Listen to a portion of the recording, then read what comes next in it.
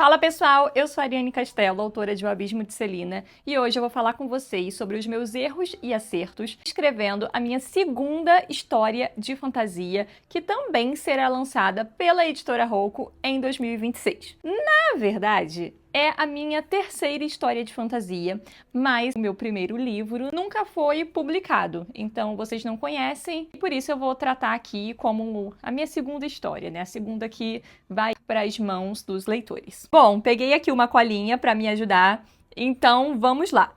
Eu diria que o meu primeiro acerto foi libertar logo uma primeira versão.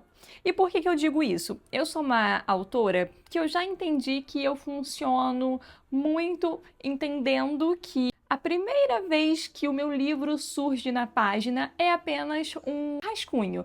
E como um rascunho, vai levar todo um processo até aquele texto estar lapidado o bastante, né, para ser publicado. Então, muitas vezes eu fui aquela autora muito perfeccionista que pensava na palavra exata, na frase mais perspicaz para cada contexto e cada situação, e muitas vezes isso me deixava ali sufocada por aquele texto, sem conseguir avançar por conta desse perfeccionismo. Então, aprendi agora a libertar mesmo, a cuspir uma primeira versão no papel e depois, de fato, né, lapidar e ter todo esse trabalho, né, de desenvolvimento do texto para chegar na melhor versão possível. E essa já é a forma que eu tô trabalhando ali desde O Abismo de Celina e acho que segue sendo um acerto desse segundo livro. Porém, eu diria que o meu erro foi esse aqui. Calma, eu explico para vocês. Foi justamente tentar editar a primeira versão do meu livro, né,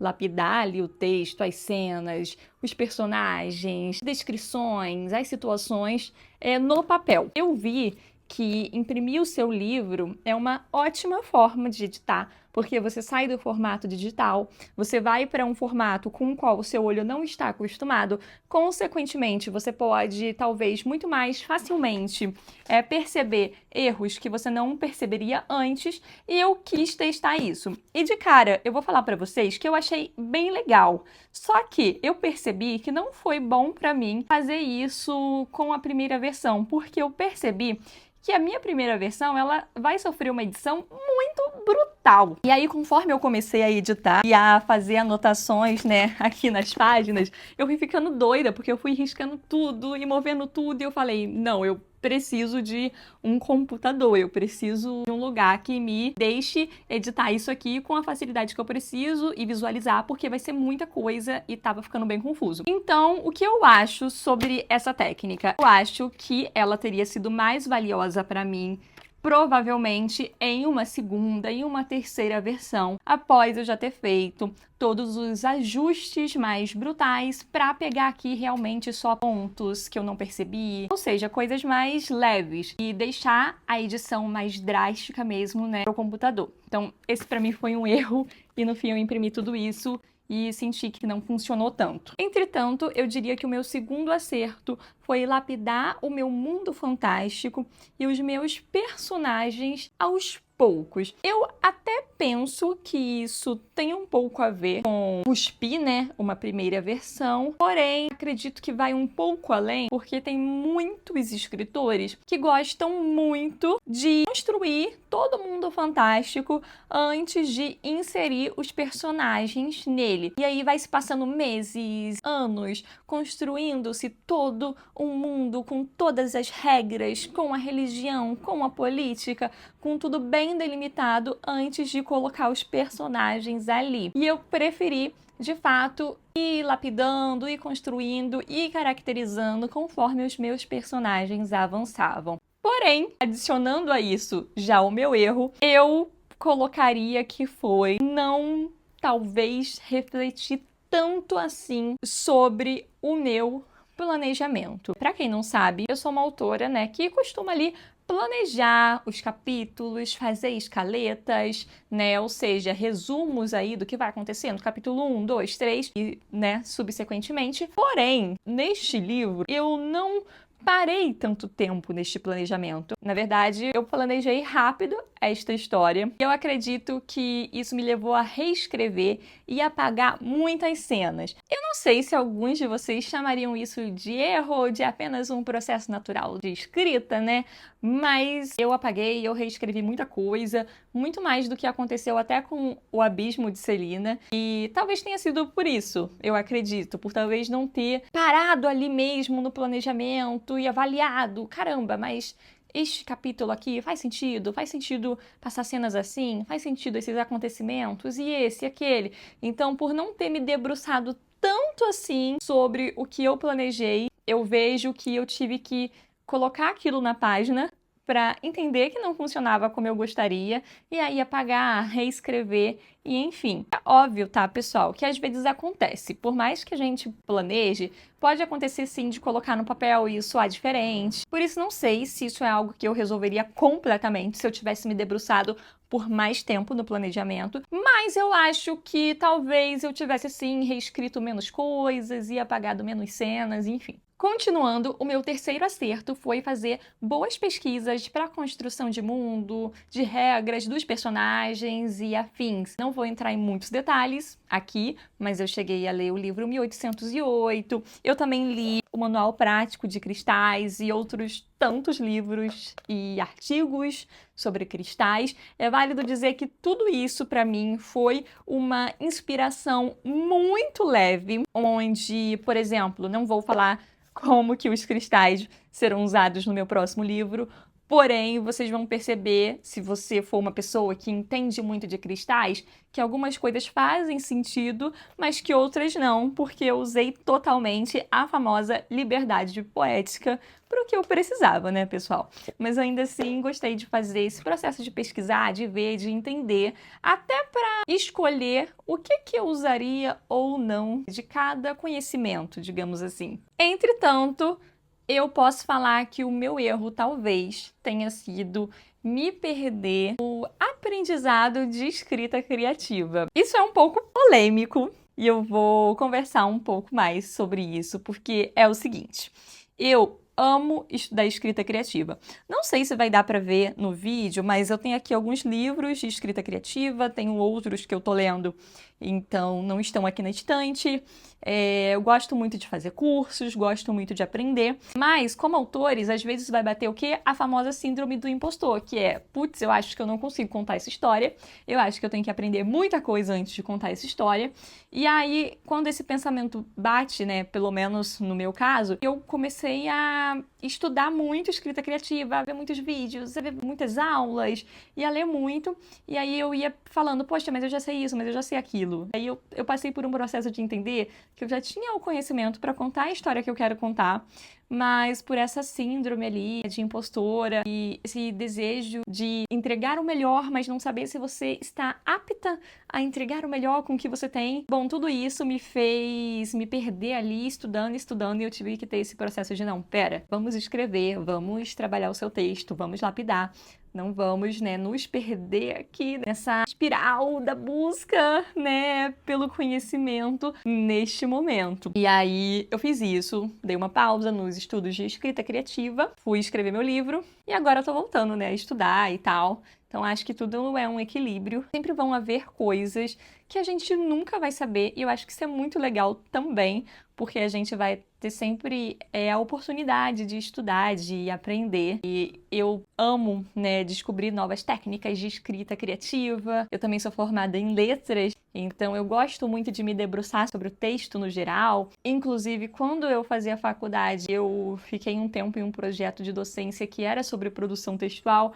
Então é algo que eu gosto muito. Mas eu acho que a gente, como autor, tem que colocar, às vezes, certos limites em nós mesmos de acordo com as nossas tendências. Então, por exemplo, se você sabe que você tem a tendência a se perder em estudos incansáveis e questionar a própria capacidade, talvez seja melhor você, sei lá, marcar um tempo máximo. Eu vou estudar apenas 1 hora por dia e depois eu vou escrever meu livro. Porque escrever também é uma forma de você se exercitar, né? Tem coisas que, como autor, você só vai aprender escrevendo. Enfim, às vezes a gente tem que aprender a lidar com as nossas próprias dificuldades e colocar limites em nós mesmos. Eu não sei se eu expliquei direito, mas é algo assim, e eu tento fazer isso comigo quando eu sinto que eu mesma estou me perdendo.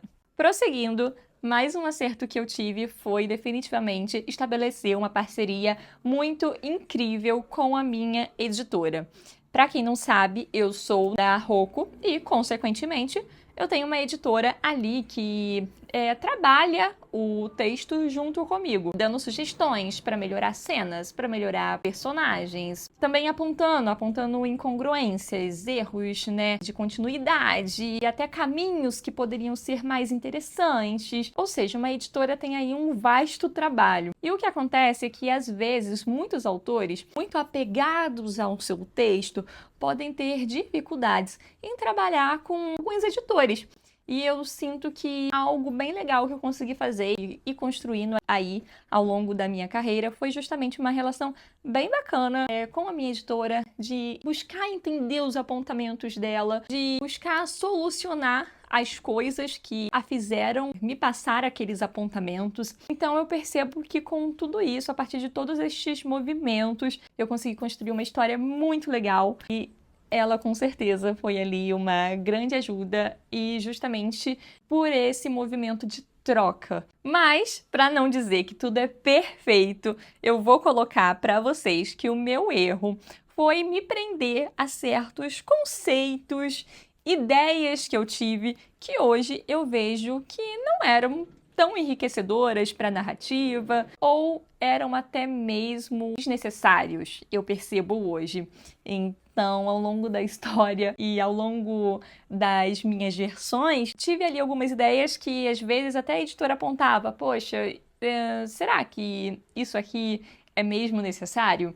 E aí eu ia mantendo. Eu acho que é, eu acho que é. E aí chegou um ponto que eu falei, nossa, não, eu acho que não é. E quando eu deixei aquele conceito que eu mesma criei desaparecer, eu vi que a história funcionou muito mais. Então, às vezes isso acontece, sabe? Fazer o quê? De a gente, como escritor, se apegar ali numa ideia que a gente teve e às vezes nem é tão boa assim, né? E por fim, para fechar, que eu também quero mostrar para vocês uma coisinha no final, que eu vou abrir junto aqui com vocês. Eu diria que o meu acerto também está sendo já pensar desde agora em ações pontuais de divulgação e de imersão. Não vou entrar em detalhes também, mas embora meu livro só vá ser publicado daqui a alguns meses, tá sendo bem bacana já pensar, nossa, vou fazer essa landing page, vou colocar isso, vou colocar meus leitores para interagir com essa parte, com essa coisa da história. Então, já ir pensando em tudo isso, tá me animando muito, tá me dando muitas ideias e já a gente vai começar a trabalhar nessas coisas para daqui a alguns meses vocês terem uma experiência muito legal com o meu livro, para até além da leitura. E além disso, ações de divulgação mesmo, né, para essa história chegar no máximo de pessoas possíveis. Bom, o que eu quero mostrar para vocês está aqui. É muito legal. E como vocês já sabem, este meu novo livro tem tudo a ver com cristais. E eu estava saindo com meu companheiro esses dias e acabei, por acaso, encontrando, né, uma pessoa de Minas vendendo coisas muito legais, né, com cristais. A primeira delas, que eu amei, foi esse bracelete lindo. Não sei se eu vou conseguir focar. Consegui. Vou usar na Bienal, com toda certeza. Além disso, esse anel. Gente, olha que maravilhoso. É um detalhamento incrível.